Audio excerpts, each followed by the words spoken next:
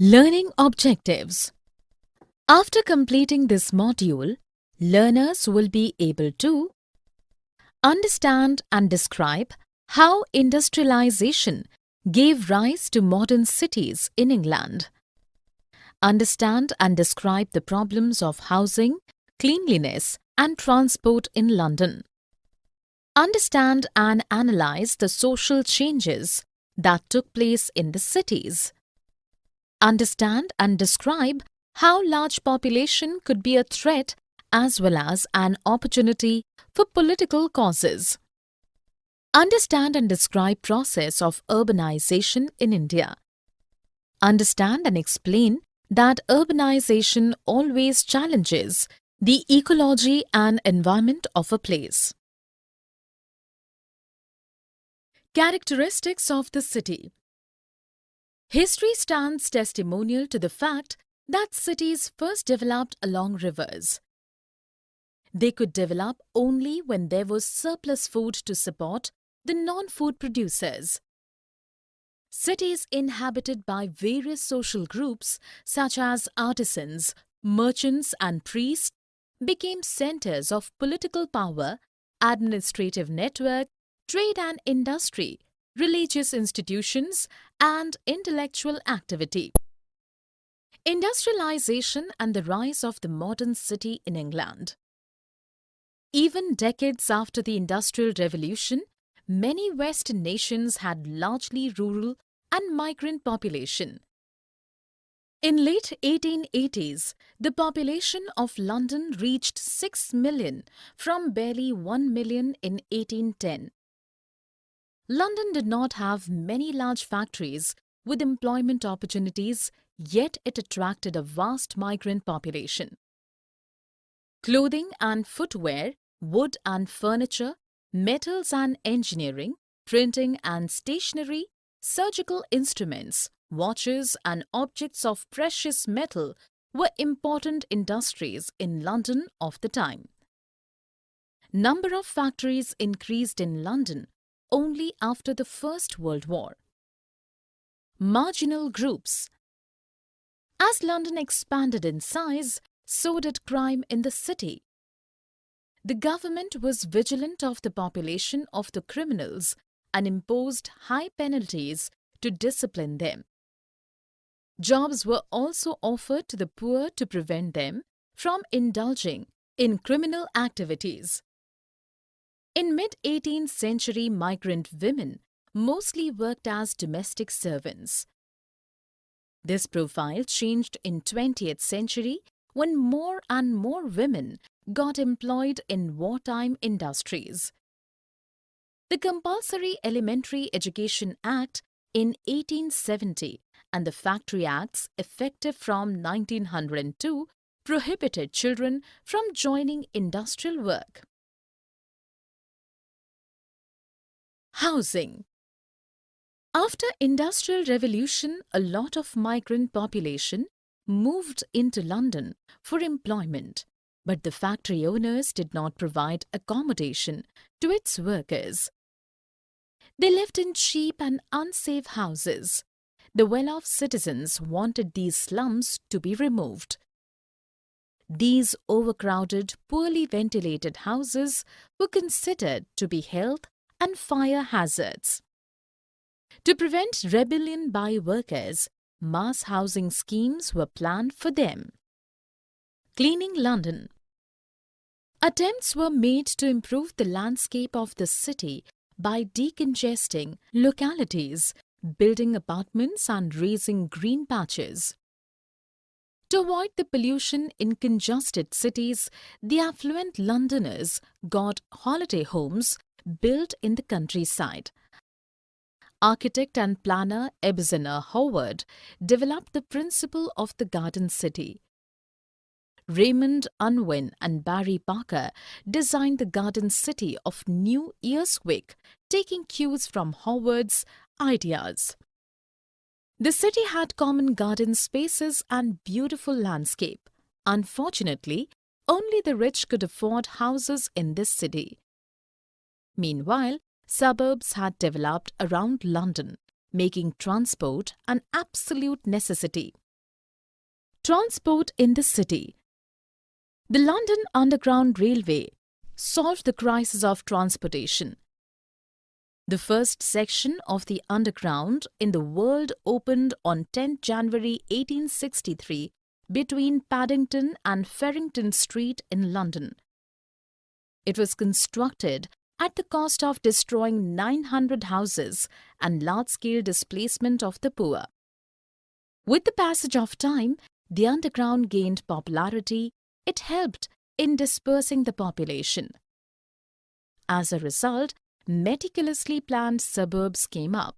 Efficient railway network helped people travel comfortably to work and live in the suburbs. Social changes in the city. Life in industrial city was gradually impacting the family lives. Families did not bond well, and the institution of marriage was breaking down. While low-paid workers took care of the upper and middle-class households, women in this social group faced loneliness. Working women in the lower middle class did have some control over their lives. Social reformers felt that women needed to be confined to homes alone to save crumbling family ties. Men, women, and family in the city. Male participation was dominant in political movements in the 19th century. Women who lost their industrial jobs were forced to stay at home. Women did step out of home much later to participate in political movements, demanding voting rights and a right to property. The urban families at this time were shrinking in size. Families were now being focused by the newly emerging market for goods and services. Leisure and consumption. The elite entertained themselves with opera, theatre and classical music performances.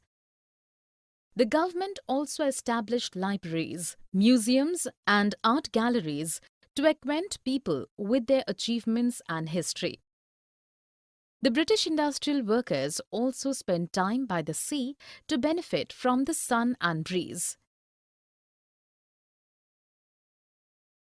Politics in the city. In the bone-chilling winters of 1886 and 1887, the poor rose in rebellion demanding relief from abject poverty.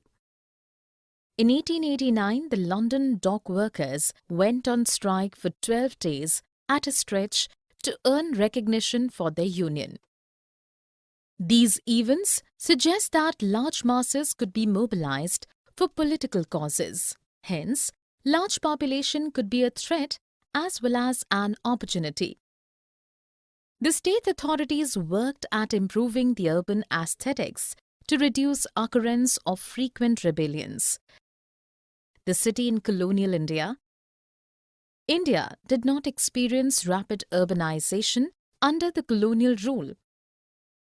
The three presidency cities, Bombay, Bengal and Madras, inhabited most of the urban dwellers. Bombay, the most eminent of the three, expanded rapidly.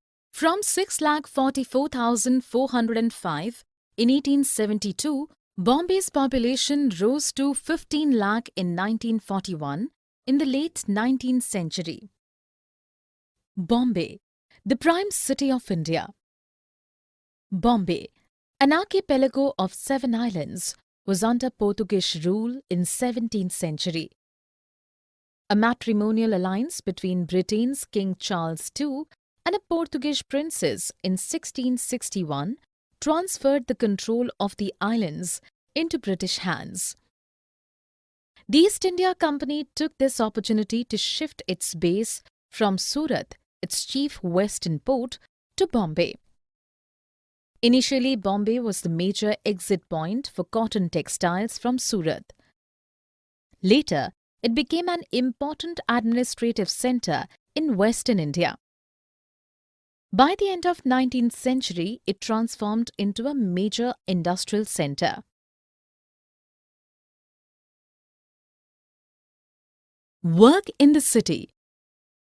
Bombay became the capital of the Bombay Presidency in 1819.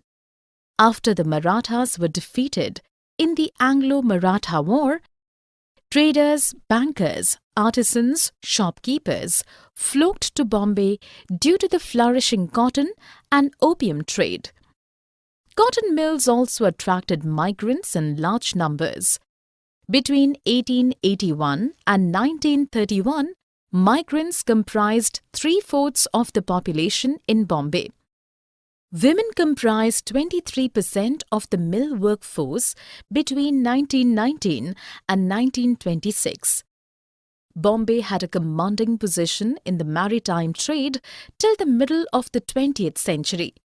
Its strategic location at the head of two junctions facilitated migrant movement into the city. Housing and neighborhoods. In the overcrowded city of Bombay, a person had barely 9.5 square yards space. The haphazard and unplanned growth of the city led to water and housing crisis in mid-1850s. The ever-increasing workforce of upcoming textile mills added to housing problems. While the European elite and rich Indian traders and industrialists live in sprawling mansions, 70% of the working class lived in dingy chawls, which were multi-story structures divided into small one-room sets. By renting out chawls, the owners earned quick money from the migrants. People of depressed or lower classes were denied entry into a chawl. The City of Bombay Improvement Trust, established in 1898, focused on clearing poorer homes from the city. The Rent Act of 1918, launched to control rents, aggravated the problems of housing as landlords stopped letting out the houses. Land reclamation in Bombay. The project to join the 7 original islands of Bombay was initiated in 1784. William Hornby, the governor of Bombay, sanctioned construction of the Great Sea Wall, which reclaimed low-lying areas and extended the city by 400 acres. It also prevented floods in the low-lying areas. Scarcity of land for residences and commercial activities led to more reclamation projects coming up by the government and private agencies. By 1870s, through the efforts of various private companies, the city had expanded by 22 square miles. Reclamation project undertaken by the Bombay Port Trust successfully built a dry dock between 1914 and 1918. The excavated earth was used to create the 22-acre Ballard estate. Later on, the picturesque Marine Drive was developed on the reclaimed land. Bombay as the city of dreams, the world of cinema and culture. Despite enormous crowd and difficult living conditions, Bombay, India's film city, remains the city of dreams to many. A scene of wrestling match shot in Bombay's Hanging Gardens by Harishchandra Sakharam Bhatwadekar in 1896 was India's first movie. Dada Saheb Phalke made Raja Harishchandra in 1913. By 1925, Bombay had acquired the status of the film city of India. The Bombay film industry had migrants from many cities like Lahore, Calcutta, Madras, etc. Many famous writers like Ismat Chugtai and Saadat Hasan Manto also contributed to the Hindi cinema. Bombay films have projected the city as a blend of dream and reality, slums and star bungalows. Cities and the challenge of the environment.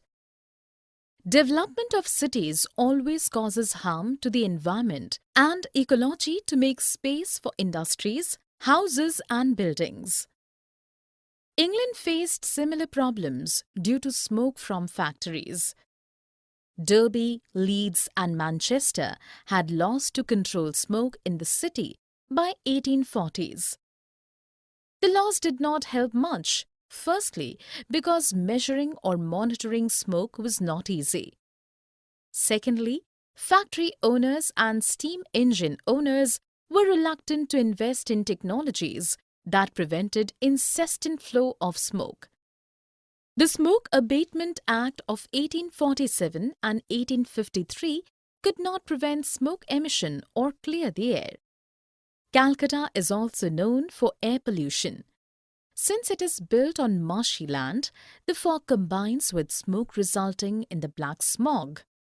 Air pollution was also caused by the usage of dung and wood as fuel. But industries and establishments using steam engines run on coal contributed much more to air pollution. The British authorities wanted to clear the place of miasmas, harmful vapours, but another pollutant in the form of coal from Raniganj came into picture through the railway lines laid in 1855. High content of ash in Indian coal polluted air. In 1863, Calcutta became the first Indian city to bring about smoke nuisance legislation. The rice mills of Toliganj used to burn rice husk instead of coal, which emitted high levels of smoke. The inspectors of the Bengal Smoke Nuisance Commission controlled industrial smoke, but controlling domestic smoke remained difficult.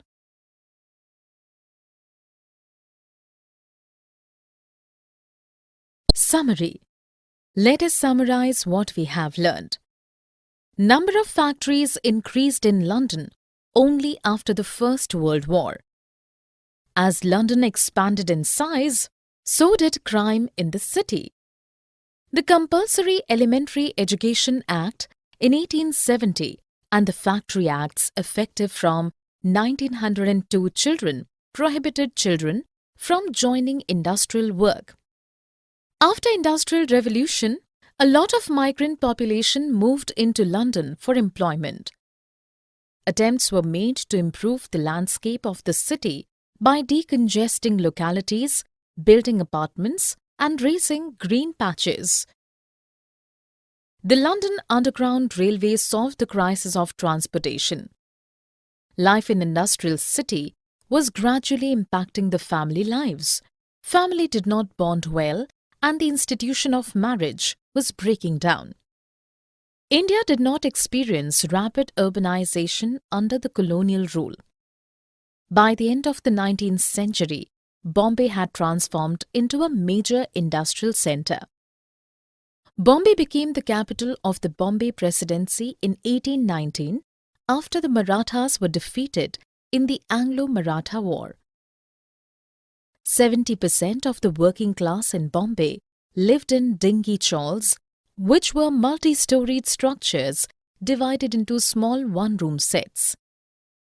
Reclamation projects undertaken by the Bombay Port Trust successfully built a dry dock between 1914 and 1918. The picturesque marine drives was developed on the reclaimed land.